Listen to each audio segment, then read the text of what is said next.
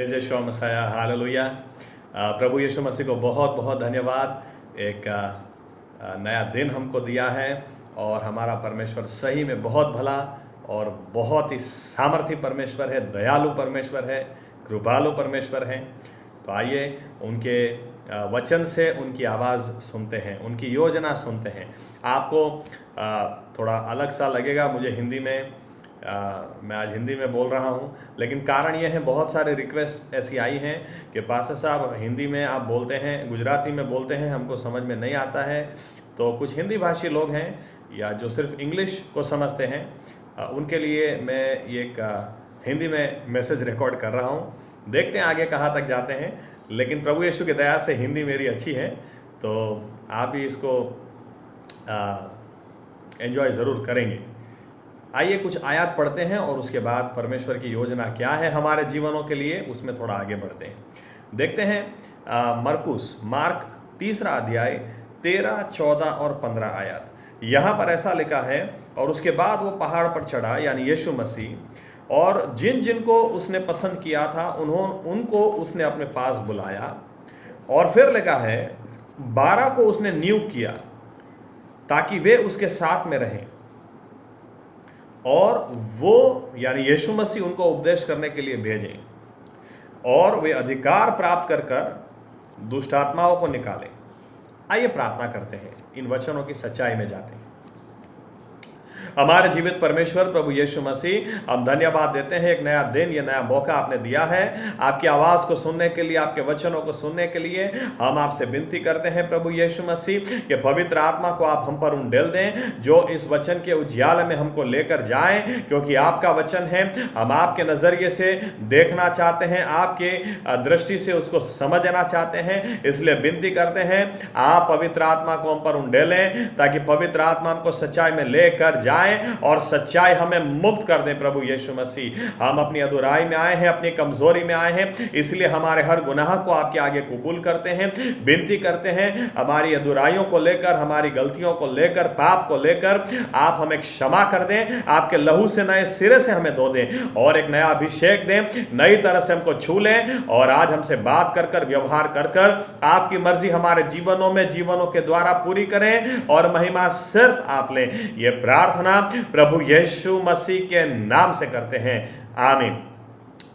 देखिए, परमेश्वर की एक बहुत अद्भुत रीति से बहुत अद्भुत योजना है, और उस योजना के बारे में कुछ बातें आज आपके साथ शेयर करना चाहता हूं। और अगर प्रभु यीशु की मर्जी रही तो शायद 2 या 3 पार्ट्स में इसको हम देखेंगे, लेकिन आज एक बहुत इंपॉर्टेंट पार्ट देखते हैं। देखिए यहां पर क्या लिखा है कि प्रभु यीशु ने 12 चेलों को, बहुत सारे लोग उनके पीछे चल रहे थे, उसमें से 12 लोगों को उसने चुना ताकि वे उसके साथ में रहें, और फिर यीशु मसीह उनको भेजे ताकि वो जाकर चिन्ह करें, चमत्कार करें, बीमारों को चंगा करें, दुष्ट आत्माओं को निकालें, लोगों को छुटकारा दें। लेकिन यहां पर एक बहुत बड़ी चाबी हमें देखनी है।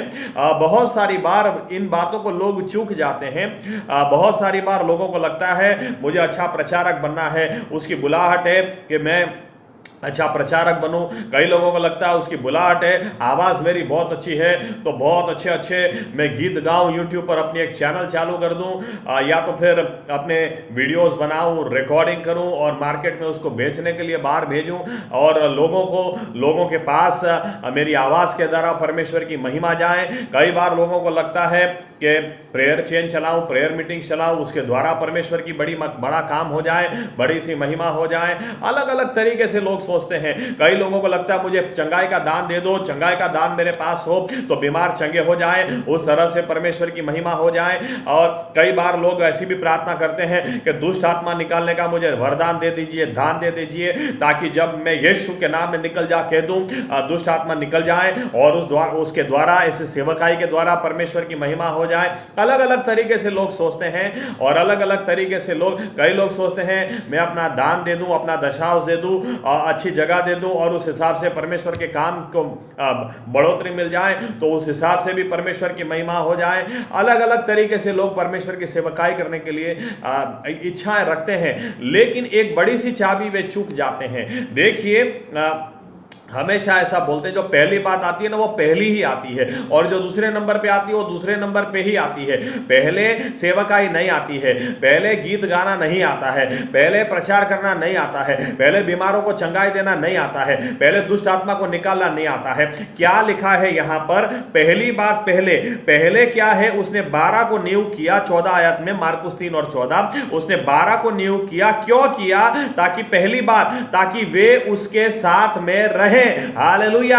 आप इस बात को समझ लें, सबसे पहले प्रभु यीशु चाहते हैं हम उसके साथ में रहें। अरे सेवकाई बाद में है, आप दुष्ट आत्मा को निकलना बाद में है, गीत गाना बाद में है, आप प्रार्थना करना बाद में है। पहले बात, पहले उसके साथ में रहना है। देखो, आरंभ से अंत तक आपको यही परमेश्वर की योजना मिलेगी।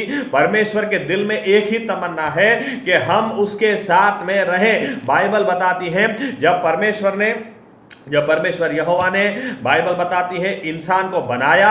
जब इंसान को बनाया तो कैसे बनाया? बाइबल बताती है उत्पत्ति 1:26-27 में, उसकी प्रतिमा में बनाया। उसकी प्रतिमा में बनाने का मतलब क्या है? देखो, गधा है ना, गधे के साथ ही संगति करेगा, गधा गधे के साथ रहेगा, गधा कभी शेर के साथ रहने के लिए नहीं जाएगा। बकरी कभी भी चीते के साथ रहने के लिए नहीं जाएगी, और बकरी बकरे के साथ रहेगी, गधा गधे के साथ में रहेगा, कबूतर कबूतर के साथ में रहेगा। जो जानवर है, जो पंछी है, मछलियां मछलियों के साथ में रहेंगी। इसलिए परमेश्वर ने इंसान को क्यों अपनी प्रतिमा में बनाया? इसलिए प्रतिमा में बनाया ताकि इंसान परमेश्वर के साथ रह सके और परमेश्वर इंसान के साथ रह सके। परमेश्वर की आरंभ से यह इच्छा है, मेरे बेटे मेरी बेटी मेरे साथ में रहो। इसीलिए बाइबल बताती है, जब आदम और हवा ने कभी भी प्रार्थना नहीं की थी कि प्रभु यीशु आप मुझे मिलने के लिए आओ, परमेश्वर आप मुझे मिलने के लिए आओ, मैं आपको मिलना चाहता हूं। बाइबल बताती है आरंभ से परमेश्वर की इच्छा यही थी कि वो इंसान के साथ में रहे। इसीलिए आदम हवा बुलाते भी नहीं थे, प्रार्थना भी नहीं करते थे, लेकिन परमेश्वर का टाइम होता था। बाइबल बताती है परमेश्वर यहोवा उनको मिलने के लिए बाड़ी के अंदर चला ही जाता था, क्योंकि परमेश्वर वो इंसान के साथ रहना चाहता है। इसलिए बाइबल बताती है कि जब आदम और हवा ने पाप किया तो परमेश्वर ने उनको बाड़ी से बाहर जरूर निकाल दिया, लेकिन बाड़ी के बाहर भी वो उनको मिला। काइन ने हाबिल का खून कर दिया, लेकिन बाड़ी के बाहर काइन को वो मिलने के लिए गया।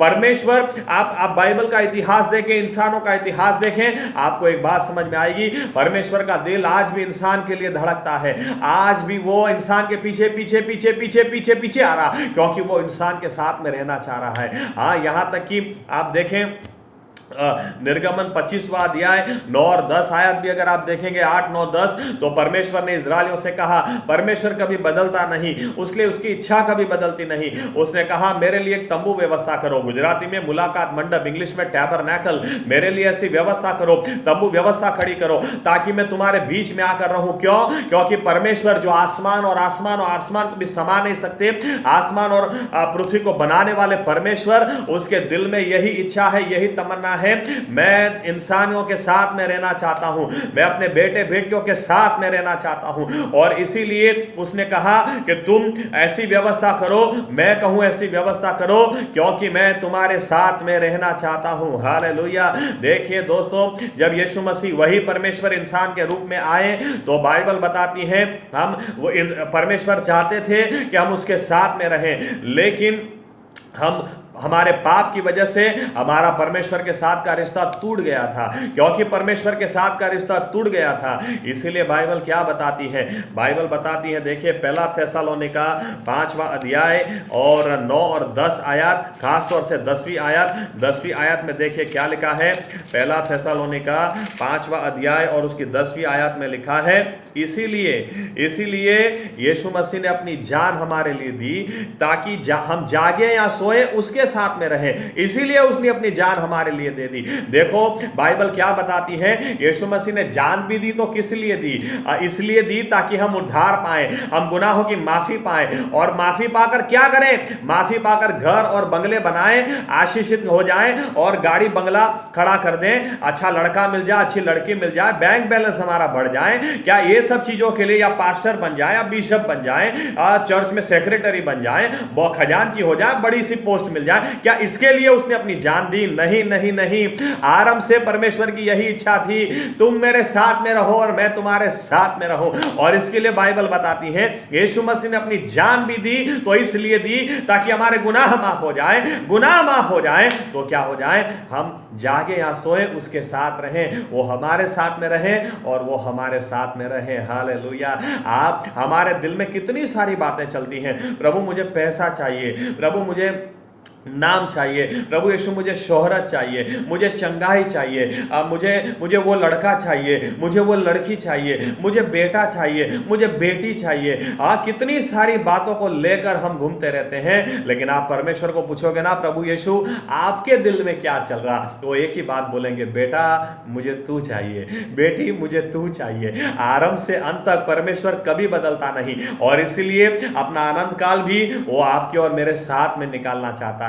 उसको कुछ नहीं चाहिए, उसको जो चाहिए वो आप और मैं चाहिए। आप इस चीज को अच्छी तरह से इस परमेश्वर की मर्जी को आज आप जान लें, पहचान लें और आप इसको जीवन में उतार लें। हमें दिल में बहुत सारी बातें चाहिए, हमारी इच्छाएं बहुत सारी होती हैं, लेकिन परमेश्वर की यही इच्छा है, सबसे पहले मेरे साथ रहो ना, मेरे साथ रहो। देखो बाइबल का परमेश्वर बहुत प्यार करता है। व्यवस्था विवरण એટલે पुनर्नियम ड्यूट्रोनॉमी उसके 10वें अध्याय में भी लिखा है, 12-13वीं आयत में लिखा है, वो तुम्हारे लिए कितना कुछ करता है, कितना कुछ करता है। उसने तुमको मिस्र से बाहर निकाला, उसने तुमको शैतान के हाथ में से छुड़ाया, उसने तुम्हारे गुनाह माफ किए, उसने तुम्हारी जरूरियातें पूरी की, उसने तुम्हारे लिए पत्थर से पानी निकाला, उसने तुम्हारे लिए लाल समंदर के 2 हिस्से कर दिए, उसने आसमान से तुमको मानना दिया, समय आया क्वेल्स लावर यानी नॉनवेज भी तुमको खिलाया, तुमको जो चाहिए उसने दिया, तुमको रेगिस्तान के अंदर सांप से बचाया, बिच्छुओं से बचाया, हर आफत से तुम्हारी रखवाली करी, दिन में गर्मी से तुम मर न जाओ इसके लिए तुमको दुनिया का पहला एसी वो था, मेघ स्तंभ के रूप में तुमको संभाला, दुनिया का सबसे पहला हीटर, रात को तुम इतनी ठंडी होती है रेगिस्तान में, ठंडी से मर न जाओ इसके लिए अग्नि स्तंभ, वो तुमको हीटर के रूप में कितनी अच्छी तरह से अद्भुत रीति से संभाला। लेकिन व्यवस्था विवरण 10वें अध्याय में मूसा बोलता है कि परमेश्वर इसके बदले में तुम्हारे पास क्या मांगता है? अरे इतना ही मांगता है कि तुम उससे प्यार करो, और क्या तुमसे मांगता है? मैं कई बार सोचता हूं, कई बार इस रीति से सोचता हूं कि बच्चे सोचते नहीं है, माँ बाप कई बार बच्चे क्या बोलते हैं, मुझे मोबाइल लाके दो, तो बच्चे को मोबाइल लाके देते हैं। बच्चा क्या बोलता है पता है? आप मुझे अच्छा मोबाइल लाके दोगा ना, मैं बहुत अच्छी पढ़ाई करूंगा, 10वीं में अच्छा रिजल्ट लाऊंगा, 12वीं में अच्छा रिजल्ट लाऊंगा, मैं टॉप आऊंगा, टॉप 10 में आऊंगा। इसलिए माँ बाप अपने बच्चे को मोबाइल ला कर देते हैं, लेकिन बच्चा क्या करता है, वही मोबाइल लेकर वो फेल होना शुरू हो जाता है। वो ये कभी यहां तक कि उसके पास माँ बाप के पास के लिए टाइम नहीं होता है, वो पबजी खेलता रहेगा, दूसरी गेम्स खेलता रहेगा। जो माँ बाप ने मेहनत कर कर उसको आशीष दी है, उसको अच्छा मोबाइल लाके दिया है, वही माँ बाप का वो सुनता नहीं है, वही माँ बाप के बारे में उसको कुछ पड़ी ही नहीं है, उसको पबजी के बारे में पड़ी है। पबजी बनाने वाले उसके लिए कुछ नहीं दिया है, हाँ मोबाइल बनाने वाले उसके लिए कुछ नहीं दिया, जो कुछ दिया माँ बाप ने दिया है। लेकिन आजकल के बच्चे इन बातों को समझ ही नहीं रहे।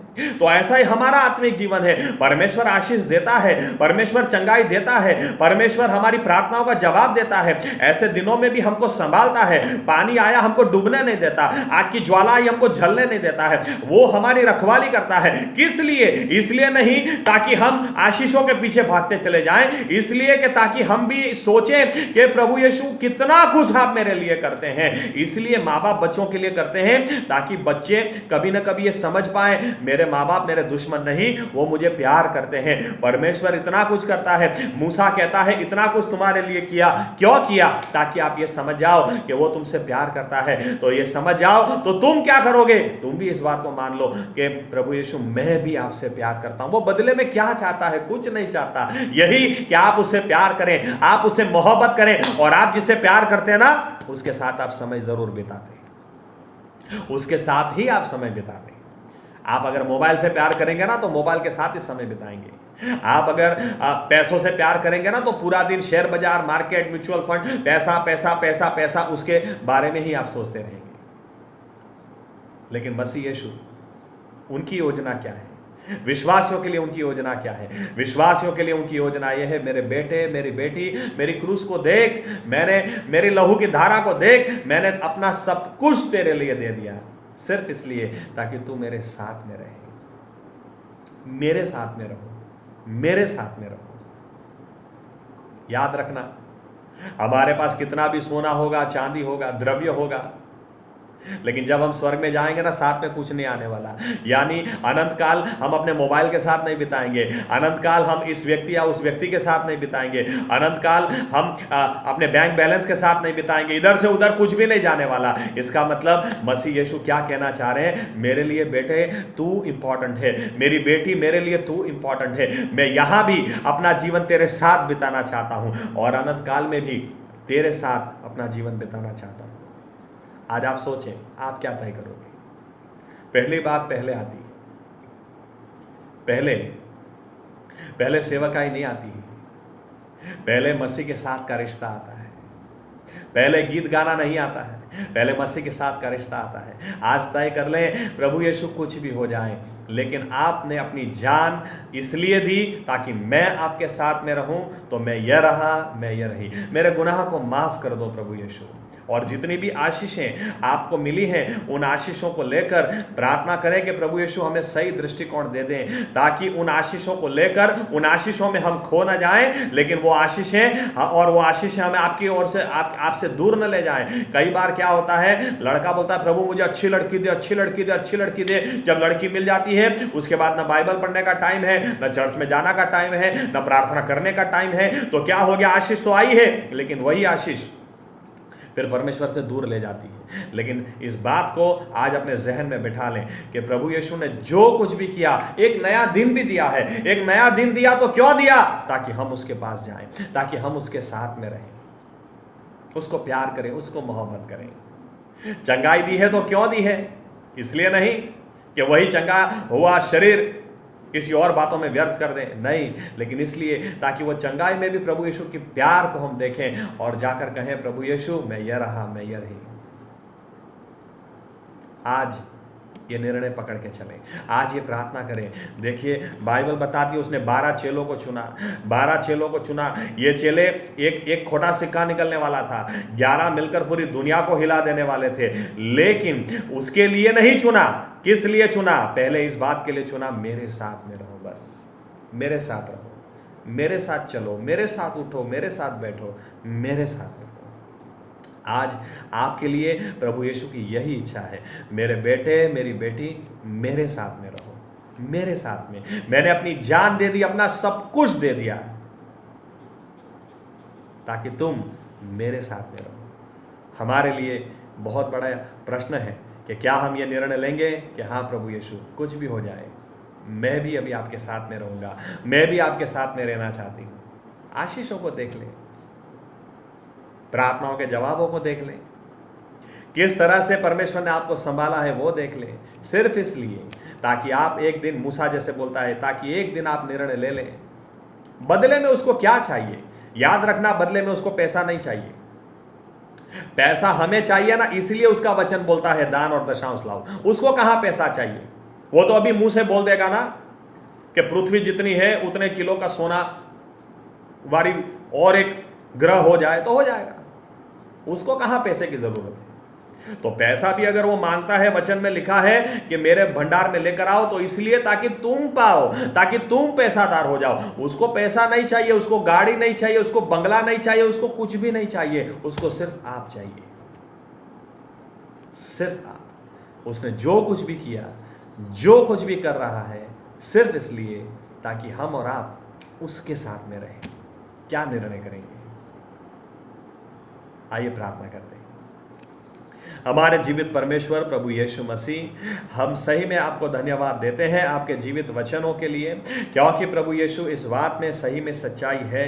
ये बहुत बड़ी सच्चाई है कि हमारा ध्यान कई बार दूसरी बातों में ही लगा रहता है। हम आपके प्रभु यीशु आपके इच्छाओं के बारे में नहीं सोचते हैं। हम कई बार आपके पास भी आते हैं तो बस हमारी इच्छाओं को लेकर आते हैं, हमारी योजनाओं को लेकर आते हैं। मुझे ये लड़का चाहिए, मुझे वो लड़की चाहिए, मुझे ये पैसा चाहिए, चाहिए, मुझे ये नौकरी चाहिए, मेरे बिजनेस को आशीषित कर, मुझे चंगाई दे, कोरोना वायरस है, लॉकडाउन है, इसमें से मुझे छुड़ा, मुझे बचा। कई बार हम लोग मैं लेकर सिर्फ हमारी इच्छा, हमारी अधूराइयों को लेकर आते हैं, हमारी ही मर्जी को लेकर आते हैं और आपकी मर्जी को देखते ही नहीं। लेकिन आज हम जान चुके हैं प्रभु यीशुआ, आरंभ से अंत तक, क्योंकि आप कभी बदलते ही नहीं। आपकी मर्जी पहले भी ये थी कि हम आपके साथ में रहें, आज भी आपकी मर्जी यही है कि हम आपके साथ में रहें, कल भी आपकी मर्जी यही होगी कि हम आपके साथ में रहें, अनंत काल में भी आपकी यही मर्जी है कि हम आपके साथ में रहें। इसीलिए आप जानते थे कि पाप हमको आपसे दूर ले जाएगा, आपको आपसे अनंत काल तक दूर ले जाएगा और आपके और हमारे बीच की दूरी कभी खत्म ही नहीं हो सकती है।